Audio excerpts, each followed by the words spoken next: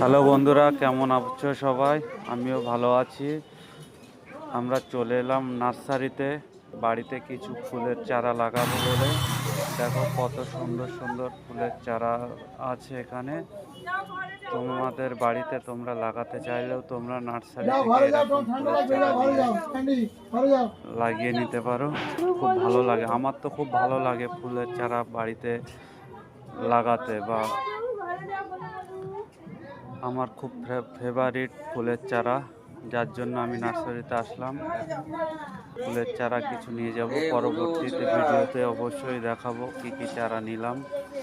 এখন ভিডিওটা অনেক বড় হয়ে যাবে বলে আমি ছোট করে এখন তুলে ধরলাম। যত ফুলের চারা আছে সবগুলোই তোমাদেরকে দেখালাম।